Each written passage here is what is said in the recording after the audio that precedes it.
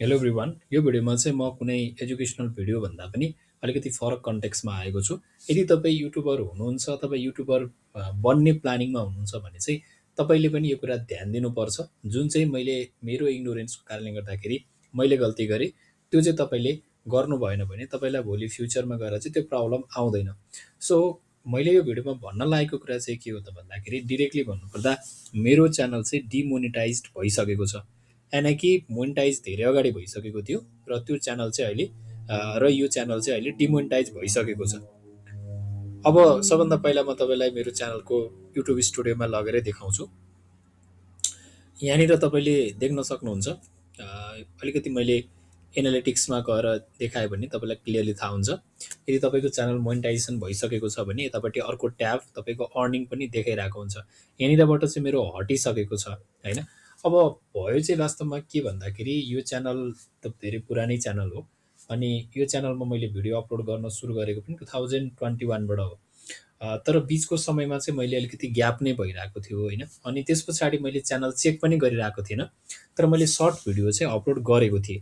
यहाँबाट के कुरा बुझ्नुपर्छ भने सर्ट भिडियो भनेको चाहिँ तपाईँको लङ भिडियो जस्तो नहुने रहेछ। भन्न खोजेको मतलब, यदि तपाईँले सर्ट भिडियो अपलोड गर्नुभएको छ र च्यानलमा मैले भिडियो त अपलोड गरिरहेको छु नि भनेर छोड्नुभयो भने पनि त्यो चाहिँ तपाईँले भिडियो अपलोड नगरेको जस्तै हुने रहेछ। त्यो कुरा चाहिँ मलाई पनि थाहा थिएन।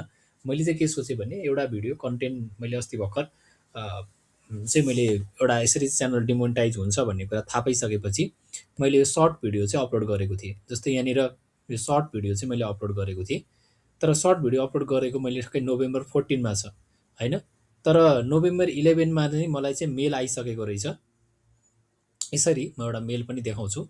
यसरी नोभेम्बर 11मा नै यहाँनिर चाहिँ मेल आइसकेको रहेछ र मेल आएर के भनेको छ भने we notice you haven't posted any content to your YouTube channel, यस्तो यस्तो र 1 महिनाभित्र अब अपलोड भएन भने चाहिँ च्यानल डिमोनिटाइज हुन्छ, कन्ट्र्याक्ट चाहिँ डिजेबल हुन्छ भनेको रहेछ, जुन मेल मैले चेक गर्न पाएको थिइनँ। त्यस पछाडि मैले अपलोड त गरेको छु, तर अपलोड गरे पनि त्यो सर्ट भिडियो मैले अपलोड गरेँ त्यसले चाहिँ मान्यता पाउने रहेन रहेछ। सो त्यस कारणले गर्दाखेरि चाहिँ तपाईँहरू पनि if you are a YouTuber होइन हुनुहुन्छ भने एटलिस्ट यो कति समयसम्ममा अपलोड गर्नु पऱ्यो त भन्दाखेरि 6 महिनाभन्दा चाहिँ कटाउनु भएन होइन। त्यस कारणले गर्दाखेरि एटलिस्ट 1-2 महिनामा 1-2 महिनामा तपाईँले 1-2वटा भिडियोहरू अपलोड गरिरहनु भयो भने पनि तपाईँको च्यानलको कन्टिन्युटी हुन्छ। सो मेरो च्यानल चाहिँ डिमोनिटाइज नै भएको छ। फेरि पनि म काम गर्छु र फेरि पनि म मोनिटाइज गर्छु। सो त्यस्तो भइहाल्यो भने पनि हामीहरू चाहिँ डिमोटिभेट चाहिँ हुनु भएन काम गर्नको लागि। एज अ युट्युबर भइसकेपछि, युट्युबमा काम गर्ने कन्टेन्ट क्रिएटर भइसकेपछि त्यो खालको मोटिभेसन चाहिँ आफूसँग राख्नुपर्छ। त्यही कुरा सेयर गर्नको लागि सो मैले यही कुरा सेयर गर्नको लागि चाहिँ यो भिडियो बनाएको थिएँ। र च्यानलमा नयाँ हुनुहुन्छ भने चाहिँ सब्सक्राइब गरेर जोडिनु होला। म फेरि पनि एजुकेसनल कन्टेन्टहरू चाहिँ भिडियो त्यस्तो खालको कन्टेन्टको भिडियो चाहिँ म लिएर आउने नै छु। Thank you so very much. Thank you.